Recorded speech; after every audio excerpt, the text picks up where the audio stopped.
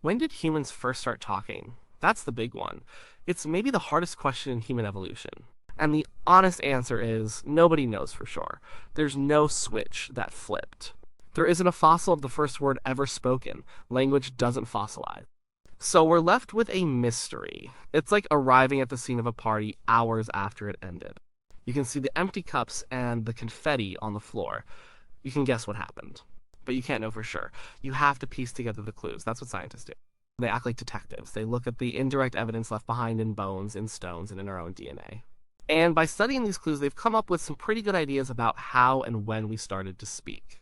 But they are just ideas. It's a story with missing pages. Before we even get to the when, we have to agree on what talking even is. Is it just making sounds to communicate? If so, then animals talk. A vervet monkey has different alarm calls for leopard, eagle, and snake. That's communication. It's specific, but it's not language. A bee does a waggle dance to tell other bees where the good flowers are. It communicates distance and direction. That's incredibly complex, but it's not language. Human language is different. It has a few key ingredients that make it special. One is symbolism. The word rock doesn't look like a rock, sound like a rock, or feel like a rock. It's a completely arbitrary sound that we've all agreed means that hard thing on the ground. This ability to let one thing stand for another is the foundation of everything.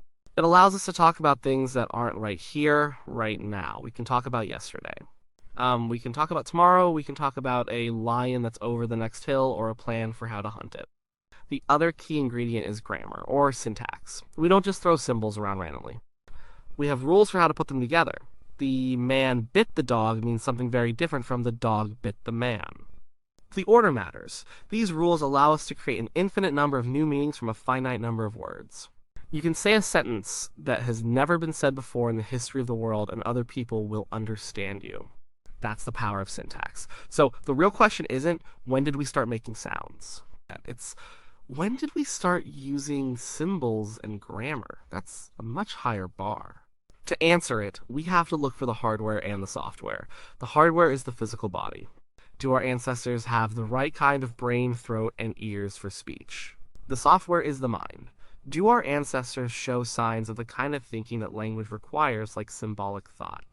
Let's start with the hardware. The brain is the obvious place to look. Our brains are ridiculously big for our body size. A chimp's brain is about 400 cubic centimeters. A modern human's brain is about 1,400 cubic centimeters. This expansion started a long time ago, with a creature called Homo habilis, or handyman, who lived around 2 million years ago. Their brains were bigger than the apes before them, and when scientists look at the impressions their brains left on the inside of their skulls, they see something interesting. An area called Broca's area seems to be slightly more developed. In modern humans, Broca's area is crucial for producing speech. It handles grammar and the physical act of talking. Does this mean Homo habilis was talking? It's probably not in the way we do. But it might mean the foundation was being laid. The brain was starting to organize itself in a way that would, much later, support language. The brain kept getting bigger with the next major player, Homo erectus, who appeared around 1.8 million years ago. They were incredibly successful. They spread out of Africa and across Asia. They made more sophisticated tools. Their brains were much larger than habilis. The parts of the brain associated with planning and complex thought were growing. This suggests a mind that was getting more complex. Communication must have been getting more complex too. But was it language? We still don't know. The brain is only part of the equation. You can have the most powerful computer in the world, but if you don't have a speaker, you can't make a sound. For humans, the speaker is our vocal tract, and ours is weird.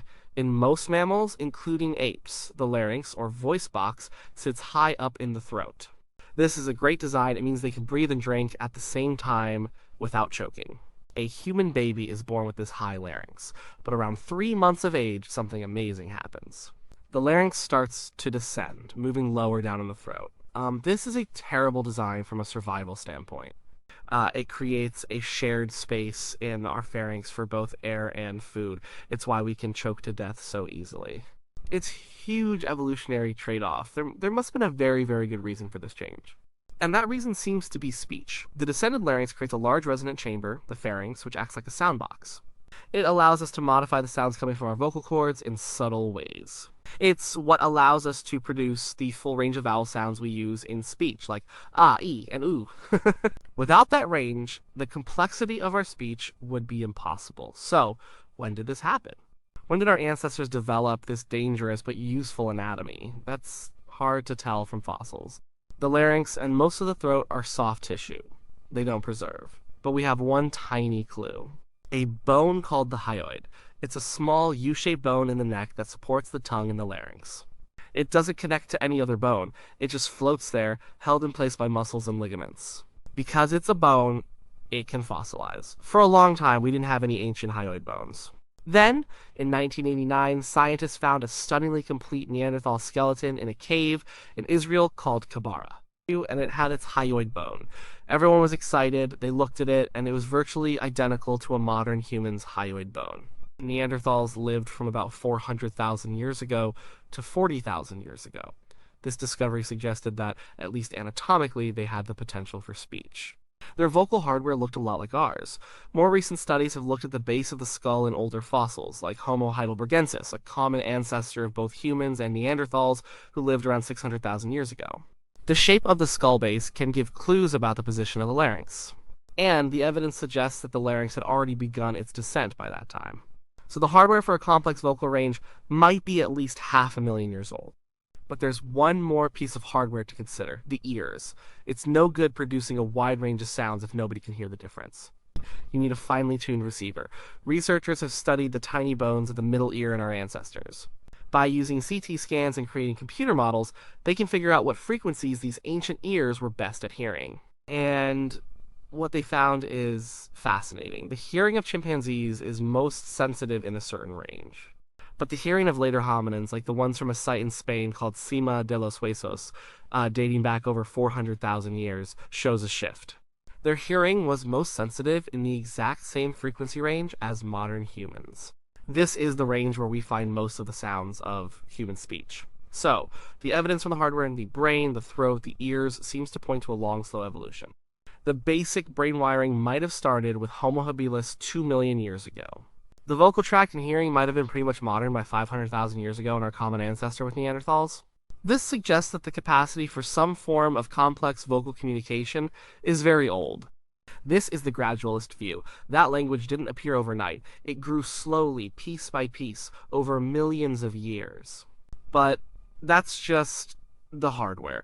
What about the software? When do we see evidence of a mind that is capable of the kind of thinking that language requires? This is where the archaeological evidence comes in, the stuff our ancestors left behind. For a very long time, the main clues were stone tools. The first ones, called Old Dowan tools, are really simple. They're basically just one rock bashed against another to create a sharp edge. Homo habilis made these. They take some skill, but not a lot of forward planning. Then, around 1.7 million years ago, Homo erectus started making something much more complex, the Acheulean hand axe. These are beautiful teardrop-shaped tools. To make one, you have to have a clear mental template of the final product. You have to carefully choose the right stone. You have to strike it in a precise sequence of moves.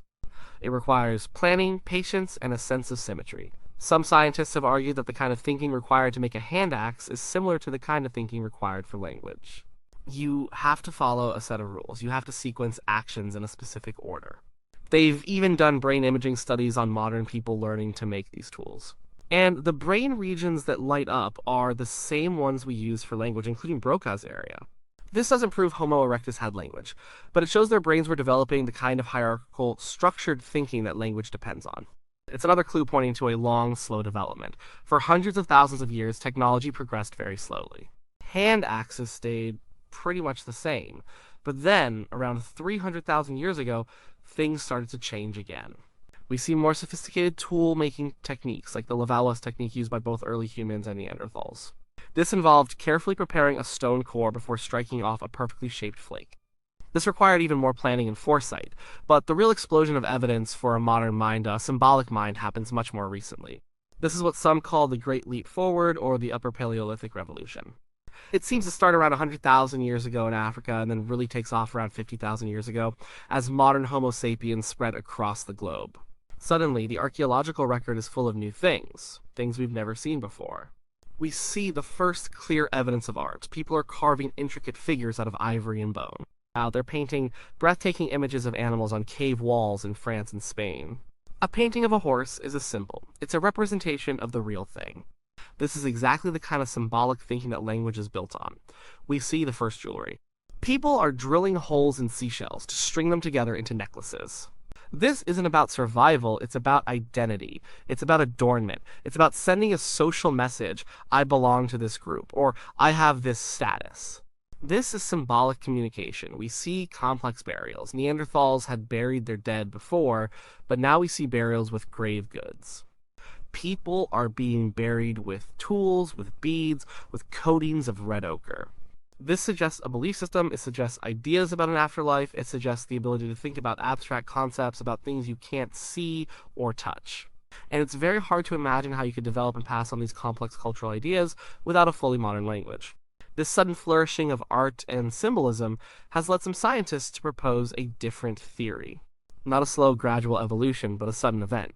Perhaps a single genetic mutation, maybe 50,000 to 100,000 years ago, rewired the brain of a Homo sapiens in a crucial way. Perhaps this mutation gave us the final piece of the puzzle, the ability for recursion, the ability to embed one thought inside another. For example, I think that you know that the lion is by the river. This is the key to complex grammar. In this view, language as we know it is a very recent invention exclusive to our own species. This Big Bang theory was popular for a long time. It fit the evidence of the creative explosion. It suggested that modern humans had a secret weapon, fully modern language that allowed them to outcompete everyone else, including the Neanderthals. But in recent years, the picture has gotten more complicated. The idea of a single language gene suddenly appearing seems too simple. And new discoveries have started to blur the line between was and them. We've found evidence of Neanderthals using eagle talons as jewelry over 130,000 years ago. We've found evidence they used red and yellow ochre, which are pigments. For what? Maybe for body paint? Again, a symbolic act. Recently, some researchers have even argued that some of the cave paintings in Spain were made by Neanderthals, long before modern humans arrived there. If Neanderthals were engaging in symbolic behavior, then the idea that language is unique to Homo sapiens starts to fall apart. And it brings us back to that hyoid bone and those human-like ears. It seems more and more likely that Neanderthals had a language. It might not have been identical to ours. Maybe it was less complex, maybe it had a different sound pattern. We will never know. But the evidence is leaning towards them having a sophisticated vocal communication system. And then there's the genetics. Our understanding of DNA has advanced incredibly. Scientists can now extract and read ancient DNA from fossils. One gene that has gotten a lot of attention is FOXP2. It's not a language gene in the simple sense. It doesn't give you language, but it's crucial for the fine motor control of the mouth and face needed for speech. People with a mutated version of this gene have severe speech problems. When scientists sequenced the FOXP2 gene from Neanderthal bones, they found they had the exact same version that we have. This version is different from the one found in chimpanzees. This tells us that the crucial changes to this gene happened before the human and Neanderthal lineages split. That split happened at least 500,000 years ago. So another piece of evidence points to deep roots for the foundations of speech. And so where does all this leave us? We have competing timelines. The hardware evidence, the throat, ears, and key genes suggests the capacity for speech is old, at least 500,000 years. The evidence from complex tools suggests that the right kind of brain was developing over 1,000,000 years ago. But the clear, undeniable evidence of a symbolic mind of the art, the beads, the complex burials is mostly much more recent, happening in the last 100,000 years, and really taking off around 50,000 years ago. How do we reconcile these two pictures? The most likely story is probably a mix of both the gradual and the Big Bang models. It wasn't one event, but a long process with perhaps a few sudden leaps. Here's a possible scenario. The journey began over 2 million years ago. Early members of our genus Homo were becoming more social, more cooperative. They were relying more on tools, they needed better communication. This probably started with gestures. A lot of scientists believe that language began with the hands, not the mouth. It's easier to make a gesture for big or over there than to invent a sound for it. At the same time, their brains were growing and reorganizing. Their vocal tracts were slowly changing. They started to make more sounds, to give names to things: lion, water, food. This would have been a proto-language, a language of simple nouns and verbs, but without much grammar. Think of how a toddler talks want juice. Daddy go. It's effective for communication, but it's not grammatically complex. Our ancestors, like Homo heidelbergensis and the Neanderthals, may have had this kind of advanced proto-language. It would have been powerful enough to let them coordinate hunts, teach tool making, and maintain complex social groups. Their anatomy seems to support it, their technology hints at it, their simple symbolic behaviors, like using ochre, might be the first glimmers of the next stage. Then, sometime in the last 200,000 years, with the evolution of our own species, Homo sapiens, in Africa, the final pieces fell into place. It might not have been a single mutation, but a series of small genetic changes that finished wiring our brains for complex syntax. It might have been a cultural innovation rather than a biological one. Perhaps one group of humans stumbled upon a better way to structure their sentences, and the advantage it gave them was so huge that it spread like wildfire. This final step, the invention of a fully grammatical recursive language, would have been the real Big Bang. It transformed human society. It allowed for a level of planning, cooperation, and abstract thought that was impossible before. It allowed us to share vast amounts of information, not just about the here and now, but about the past and the future. It allowed for the creation of myths, religions, and complex social rules that could bind large groups of people together. This new, powerful language was the ultimate tool, and armed with it, Homo sapiens spread out of Africa and across the world. They created art that still moves us today. They invented new technologies. They built new kinds of societies. They were, for the first time, us. So, when did humans first start talking? The answer depends on what you mean by talking. If you mean simple vocal communication, the roots might go back over 2 million years. If you mean a system with words for things, a proto-language, the evidence points to at least 500,000 years ago, to a time we shared with our Neanderthal cousins. But if you mean language as we know it today, with all its grammatical complexity and creative power, that seems to be an invention of our own species, Homo sapiens, probably emerging sometime in the last 150,000 years. The true story is still being written. Every new fossil, every ancient genome sequenced, every newly discovered piece of cave art adds another sentence to the tale. It was a long, messy, and complicated process. There was no single moment when a silent ape man suddenly opened his mouth and began to speak poetry. It was a slow dawn, not a sudden flash of light. The search for the first word is really the search for what it means to be human. And like any great mystery, the clues are scattered, and the final answer is still just out of reach.